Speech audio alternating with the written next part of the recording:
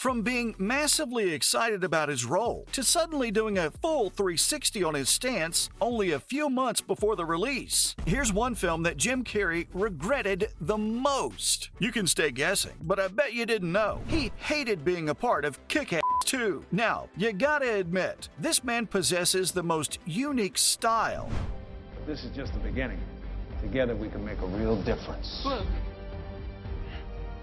And can perform absolutely any comical role you were to throw at him. And this probably explains why Jim has gathered over 60 acting credits in the 4 decades that he's been working, but he still can't get behind his role in this film. In fact, this might have been one of the reasons that led him to quitting acting for good. After having sculpted his personality into various characters, the future of his acting career remains pretty uncertain, especially seeing how fairly serious he is about his decision. But the truly important question remains.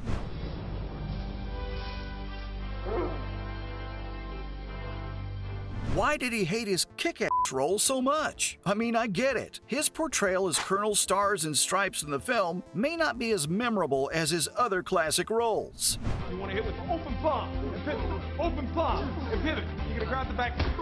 I never made varsity football or got cast in the school play. But it still added a pretty funny dimension to an otherwise forgettable sequel. His presence alone made that film worth sitting through. And during the filming, he openly stated how enthusiastic he was about having a secondary role. He told The Hollywood Reporter that he's having a lot of fun just putting himself into these little parts. But things were soon about to change. Just a few months before the film's premiere, he took to Twitter to declare he no longer supported it. So you might be wondering, why this sudden change of heart? The violence got a bit too much for him. In his tweet, Carrey revealed that he shot the film just a month before the Sandy Hook Elementary School shooting, and it was this particular incident that made him shift his entire perspective. It was one of the worst mass shootings in history, and 26 people ended up losing their lives to it. And that's when the actor became a significant advocate of gun control. Not just that, but it also opened his eyes and made him want to speak out against movies that mimic excessive violence, just like Mark Miller's Kick-Ass.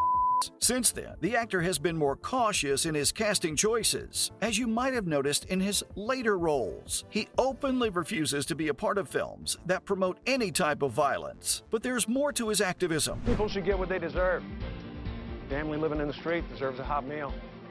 Inebriated college girl. He has also used his comedic skills to communicate his point of view. If I were to give you an example from back in 2013, he appeared in the political comedy skit Cold Dead Hand, which openly mocked the NRA. I mean, he was so proud of it that he even shared it on his Twitter, where he took the opportunity to point out that Cold Dead Hand is for everybody who isn't ready to bend for their kids' safety, after which he mockingly apologized to anybody who may have felt offended by his words. So it's clear that he felt very strongly about this subject. That doesn't mean everybody else on the team understood his reaction. Executive producer Mark Miller was pretty much baffled at the actor's words. He just didn't know what brought this sudden change of opinions into the picture, and he took to Twitter to express how everything seen in the picture had been a part of the screenplay from 18 months ago. Yet the actor had never expressed such sentiments. He admitted that the movie has a very high body count and quite a lot of violence. But I mean, the movie's titled Kick-Ass. And the producer also pointed out how a movie with that title has to deliver what it advertises. Since it was a sequel to the first movie, it was expected that there will be blood and gore involved. But he didn't forget to mention how Jim had loved the first movie, which is why the sequel shouldn't have been such a shocker to him. Thank you. You showed us that every man can make a difference. Without Kick-Ass, none of us would be here. That's from the heart. So it's clear that the team was having a hard time dealing with Carrey's reaction. But then again, this doesn't mean they weren't concerned about real-life violence. Everybody cares about people dying, but there's a huge distinction between a documentary and fiction. Miller pointed out how Tarantino, Scorsese, Eastwood, and Borman are only some of the greatest names when it comes to action movies. And the one thing in common was the consistent use of guns. In Mark's eyes, an action movie is incomplete without there being weapons. Yeah, there's a dog on your balls.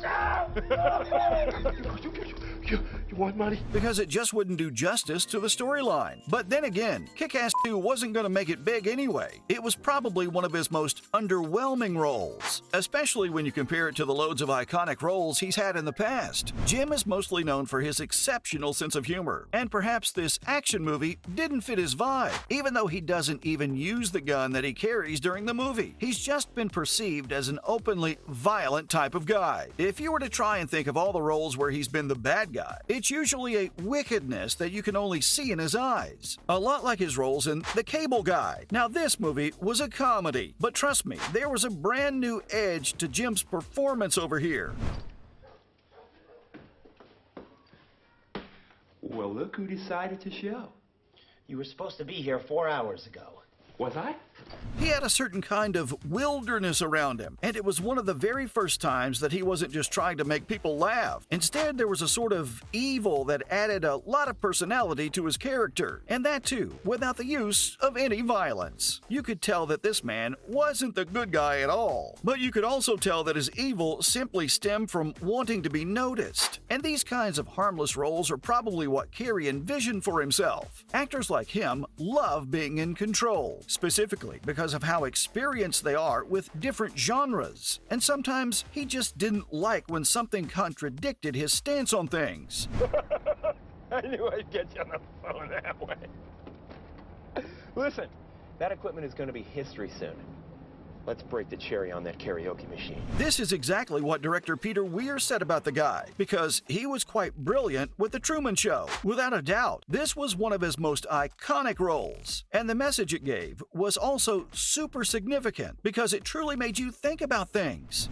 Oh, and in case I don't see you, good afternoon, good evening, and good night. Yeah.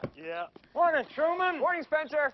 Hey, Pluto. One of the most vital parts of this project for him was that it still managed to maintain the dramatic element throughout the film. But Weir mentioned how his diversity and talent made him sometimes interpret things in his way. Whatever was in the script, Carrey felt that there were better ways to do it. And so, before you knew it, he'd be out there trying to make things bigger than they had to be. For example, there was a scene where he tried a silent comedy and thought it was pretty brilliant in itself.